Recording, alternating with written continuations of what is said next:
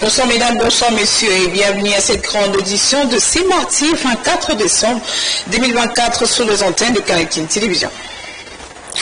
Débutons cette session d'information par cette nouvelle. Le président de la République, Félix-Antoine Tshisekedi Tshilombo, a été accueilli avec triomphe ce mardi 24 décembre à Kananga, où de milliers de sympathisants, membres de l'UDPS, de l'Union sacrée et autres couches de la population ont salué son arrivée, accompagné de la première dame Denise Nyakeru. Le chef de l'État entame une visite aux multiples enjeux de la province. Il a fait les pieds de l'aéroport jusqu'au lieu réservé pour son meeting populaire attendu avec ferveur, mais aussi une visite de travaux de la voirie urbaine. Félix Tshisekedi doit également inaugurer plusieurs infrastructures dans la ville, marquant ainsi son engagement pour le développement du Kasaï central.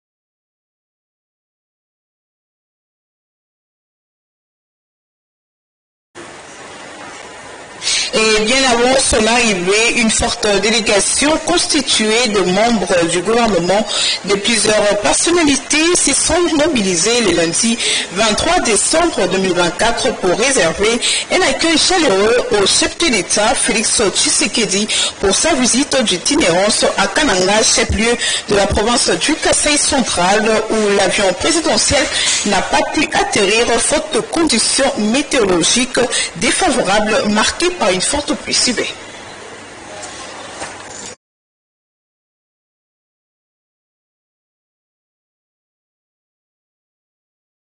Le chef-lieu de la province du Kasaï central, point de départ de sa tournée d'itinérance dans l'espace Kasaï au centre de la République démocratique du Congo. À l'aéroport de la ville, tout a été pris en compte pour réserver au chef de l'État un accueil délirant.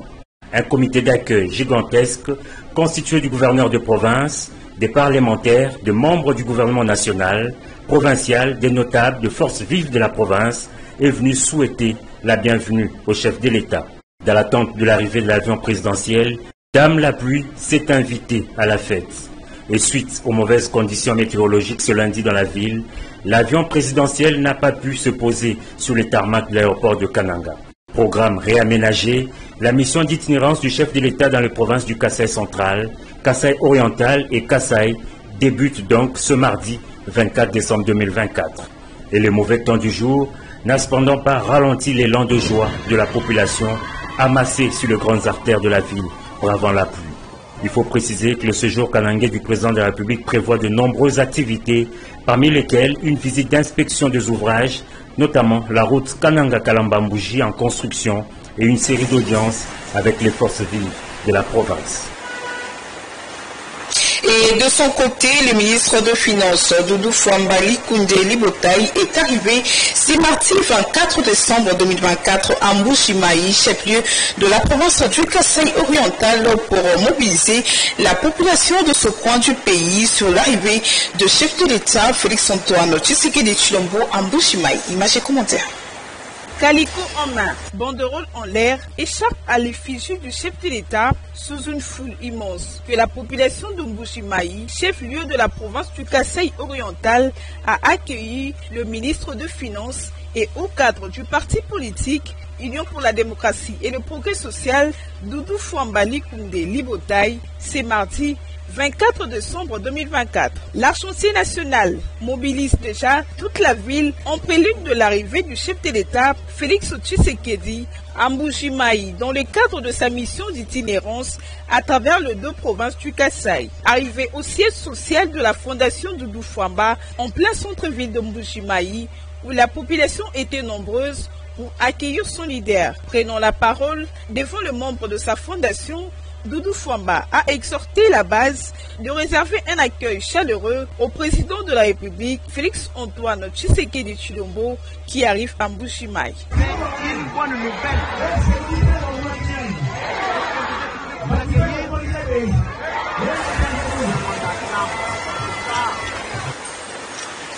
Restons toujours dans le même chapitre. Le mouvement de libération du Congo s'est mobilisé au plus haut point pour accueillir chaleureusement le chef de l'État, Félix Tshisekedi, dans le cadre de sa mission d'itinérance dans le Grand Kasaï. Images et commentaires.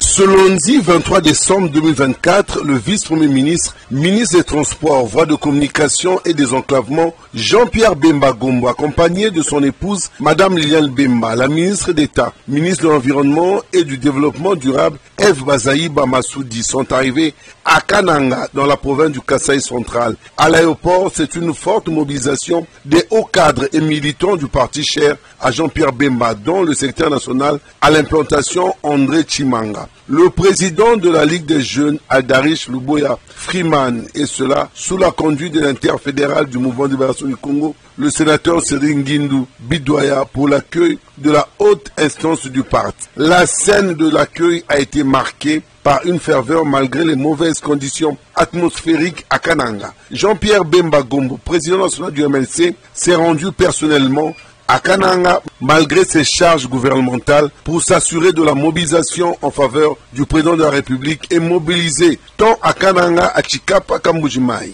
Signe de son implication dans la vision politique imprimée en faveur de la défense des intérêts du peuple congolais. À Kananga, une attente sous la pluie vers 15 heures locales des partis politiques dont le mouvement de libération du Congo. Les autorités politico-administratives, la population kanangaise s'était mobilisée pour accueillir le président de la République, mais la pluie battante n'a pas permis à l'avion présidentiel d'atterrir à l'aéroport. C'est donc une partie remise pour ce mardi 24 décembre 2024. Et le MLC garde haut sa mobilisation avec la même ferveur à travers les militants de ces différentes fédérations politiques du Grand Kasaï et particulièrement du Kasaï central. Dans la foulée de cette journée particulière à Kananga, la ministre d'État, ministre de l'Environnement et du Développement durable, s'est rendue au siège du MLC dans le chef-lieu de la province du Kasaï central. Question pour Eba Zaïba de battre le rappel des troupes et garder la flamme du militantisme du MLC qui vit et est visible dans cette province. Une visite qui témoigne de la bonne santé du parti de Jean-Pierre Bemba dans cette partie du pays. Sur le chapitre à présent de la ministre de la Culture, Yolande Elébé, la première ministre Judith Souminois a reçu ce mardi 24 décembre 2024 en son cabinet de travail le portrait officiel du chef de l'État, un nouveau portrait pour son quinquennat. Reportage de Jules Boulembi.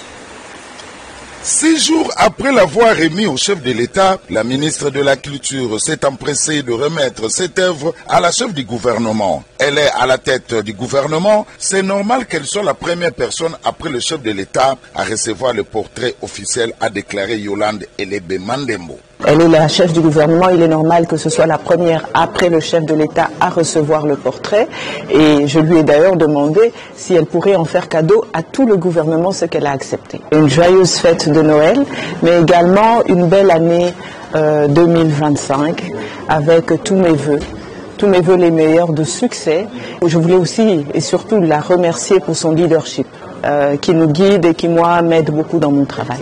Pour elle, c'est une œuvre qui a été conçue en respectant les critères visuels et artistiques suivant les dispositions de l'arrêté ministériel portant institution du portrait officiel du président de la République. D'ores et déjà, c'est ce portrait présidentiel qui sera affiché entre autres dans tous les bureaux des institutions de la République, de l'administration et de missions diplomatiques.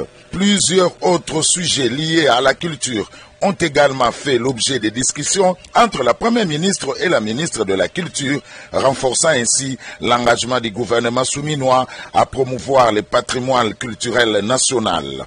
La culture est un vecteur de fierté, d'appartenance et d'unité nationale où la RDC attend défendre et faire rayonner ses multiples richesses patrimoniales. Le gouvernement souminois place la culture au cœur de ses actions, privilégiant l'accès et la promotion de la culture et des arts congolais dans toutes leurs dimensions.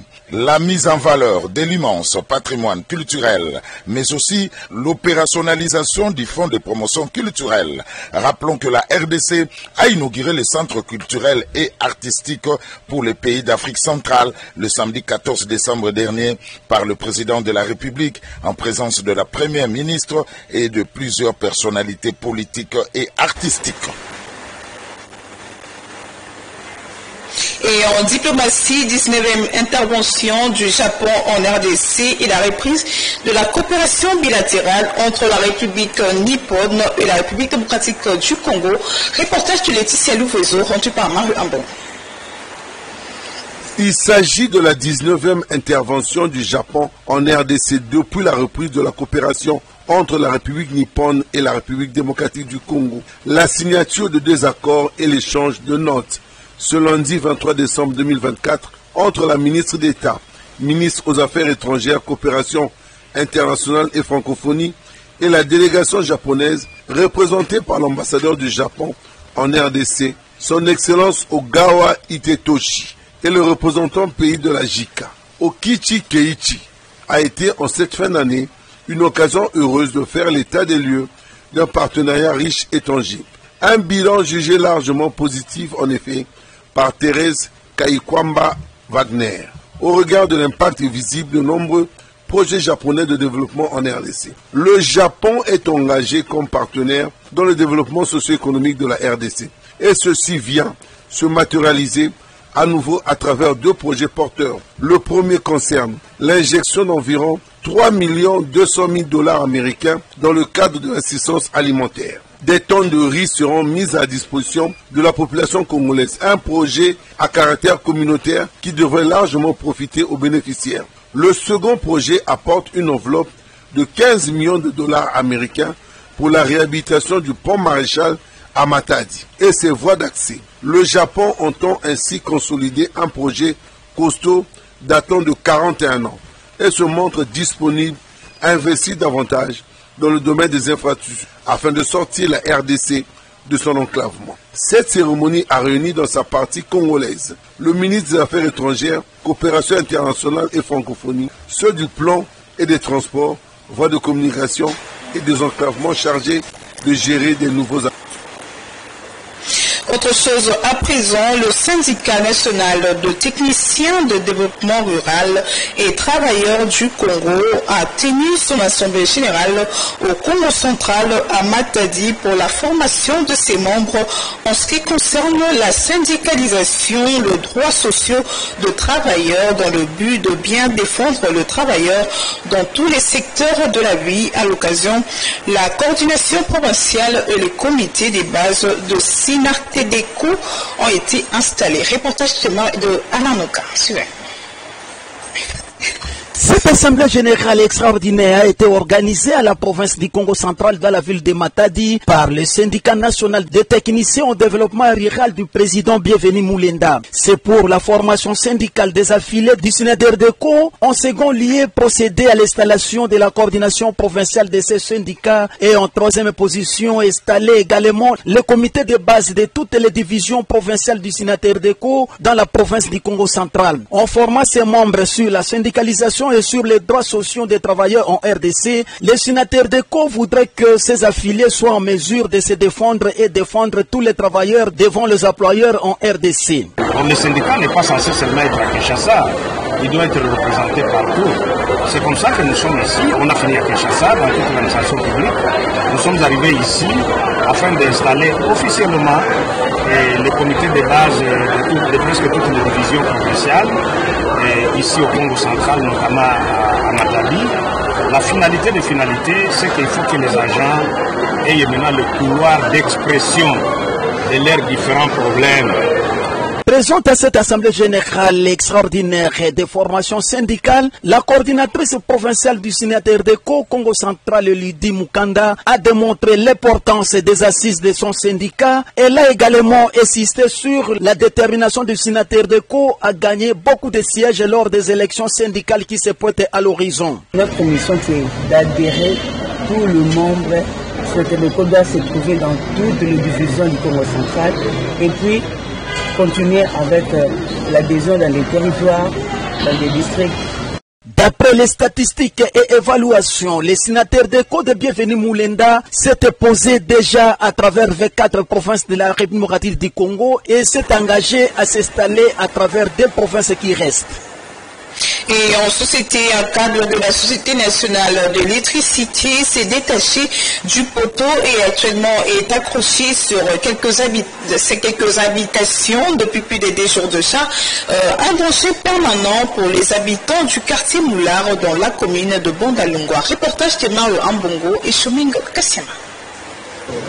Accroché sur les murs de ces avenues comme s'il s'agissait d'une simple corde. Ce câble que vous avez sur les images est bel et bien celui de la SNEL. De ce côté, ce câble est suspendu sur le portail, donc en contact avec le fer. Un danger réel et permanent pour ces populations, d'où leur cri d'alarme à la SNEL. Rien n'est fait. La réaction d'un habitant de l'avenue Selembao et Kivu. Si j'interviens, c'est par rapport à ce que nous vivons sur Kivu et Selembao, les 2 avenues-là. Il y a le câble qui s'est coupé et puis le câble se trouve par terre au moment où nous parlons. Et par conséquent, il n'y a pas de courant. Donc il n'y a pas d'électricité. Nous sommes dans le noir, ça fait un temps. Mais nous déplorons l'inactivité de la SNEL, c'est-à-dire la SNEL n'existe pas pour nous. Dans quel sens? Il y a une panne qui est survenue, nous avons écrit à la SNEL, ils n'ont pas réagi, on a dit patienter 3-4 jours. Nous sommes allés en personne trouver les autorités ici à Bandal et on les a parlé de la situation et jusque-là il n'y a pas de réaction. Or, je pense que vous savez que dans des jours, c'est déjà Noël. Allons-nous célébrer Noël dans le noir? Moi, si ces gens-là peuvent songer à nous. Et puis, le danger, il y a un chien qui vient de se faire électrocuter. Il y a un chien qui vient de se faire électrocuter.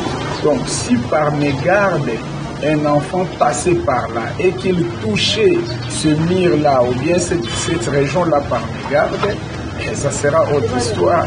Vraiment qu'il puisse honorer son nom de la Société nationale de l'électricité. Il faut rappeler qu'un peu partout dans la ville provinciale de Kinshasa, des situations similaires se répercutent un peu partout et les choses doivent changer. Pour les fêtes de fin d'année, la commune de Barumbu sera très bien éclairée grâce à l'effort fourni par le numéro 1 de cette commune, Christophe Lomami, qui a décidé d'offrir un nouveau visage durant ces festivités à ses administrés pour lutter contre l'insécurité dans sa municipalité. Reportage des non-Simianda rendu par Mario Ambo. Après plusieurs mois, la commune de Barumbu va revêtir d'une nouvelle robe de l'éclairage public dans l'enceinte de la maison communale de Barumbu. Le numéro 1 de cette municipalité, Christophe Lomami, a lancé le go du lancement de l'éclairage public. En effet, Christophe Lomami a lancé aussi un message à la population pour la naissance de la nativité du Christ. Il faut bien fêter la fête de Nouvel An. Commune de Barumbu, nous avions pensé que avant qu'on sorte de la maison communale, nous devons commencer d'abord ici pour donner la leçon à tous les habitants de notre chère commune. Barumbu, c'est notre commune. Il faut que Barumbu soit propre et éclairé. Hier, la scène de la maison communale était, quand il fait 18 heures, c'est noir. Et aujourd'hui, l'administration de la maison communale a décidé au moins d'implanter les lampadaires au niveau de la scène de la maison communale pour que si vous entrez la nuit, la journée, et vous allez trouver la lumière. Et voilà que demain, ça sera le 25 décembre.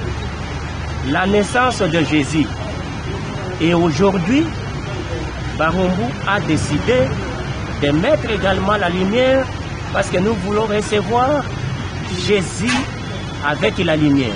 Signalons que ces éclairages publics lancés par la société Air Construction depuis 6 mois pour rendre la ville, province de Kinshasa, plus éclairée qu'avant.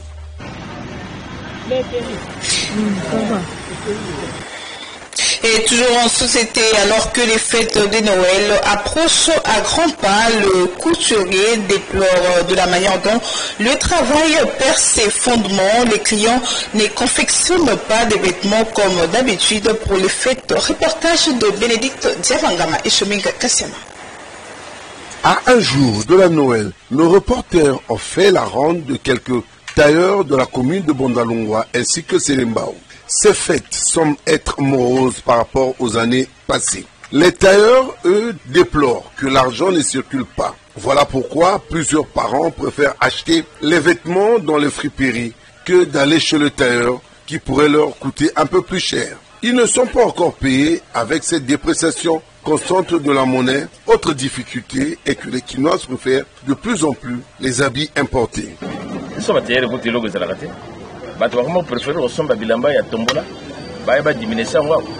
Il est difficile de voir ces derniers temps les gens venir confectionner les habits ici à Kinshasa. Eux viennent souvent pour des réparations.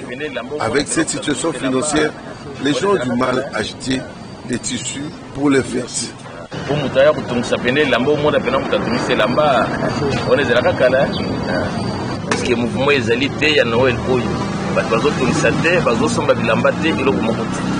Donc, ce qui est possible, c'est que le poteau doit relever le 25 mai. On se prépare à Noël, on va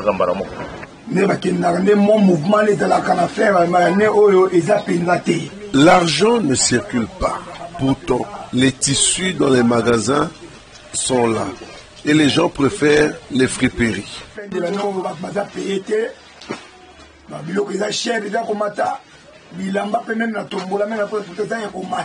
Ce travail, voilà déjà des années, perd son fondement. Les rares tailleurs qui restent ont du mal à s'adapter aux nombreuses commandes des habits qui viennent à travers le monde. Deux tracteurs pour bien assainir le caniveau de la commune de Bumbu. Telle est la volonté de la bourgmestre Marie Apato qui a mis le moyen afin d'assainir plusieurs artères de cette municipalité. Malgré la pluie qui s'est abattue dans la matinée, elle est restée sur terrain pour bien inspecter le travaux. On confie de plus Mario Ambongo et Viamata Sube. Malgré la pluie, elle a tenu à accomplir son devoir, celui d'assainir sa commune de Bumbu. La bourgmestre Marie Yakbato, très déterminée, est descendue faire le suivi des tracteurs qui évacuent les saletés dans les caniveaux pour le plus grand plaisir de ses administrés.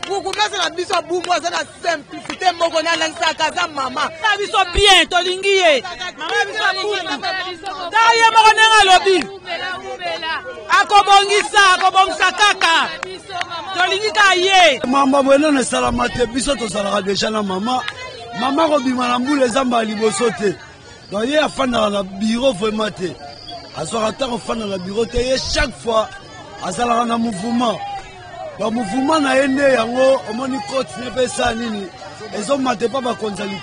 Ici, les légumes sont mélangés à de la boue, pas question de négocier. Tous ces légumes seront jetés à la poubelle, car la sensibilisation sur l'environnement a toujours été de rigueur dans cette commune. Par moment, elle est adulée par les populations pour l'énorme travail qu'elle abat dans cette commune. Mais elle garde la tête sur ses épaules et continue à la perfection son travail.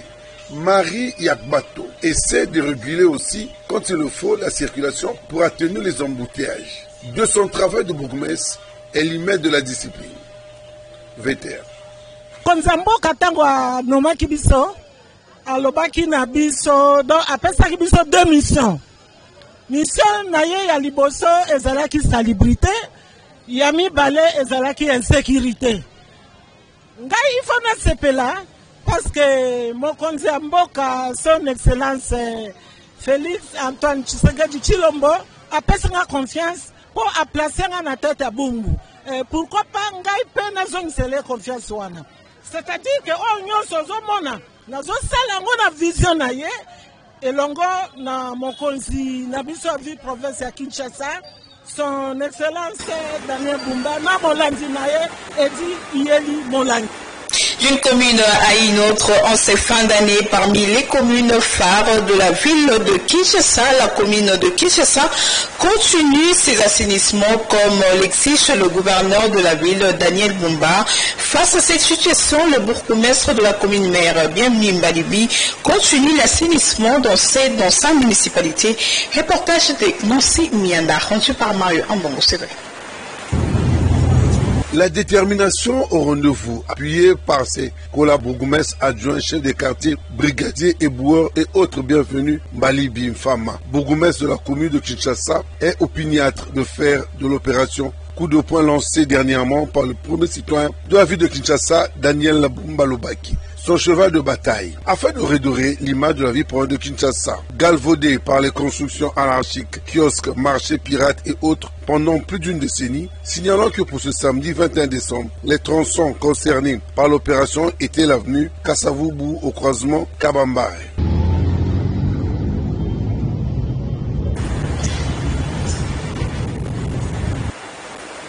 C'est par ici que nous mettons un terme à cette session d'information. Merci à la grande équipe qui m'ont accompagné en ce jour, composée de Bénédicte Diabangama, Freddy Tankidi, Kouparbola, Suleiman Boyo, Adouma Bangofa. Quant à moi, je vous retrouve dans le tout prochain jour. Aussi, surtout, restez branchés sur le programme de Kanakine Télévision. Au revoir.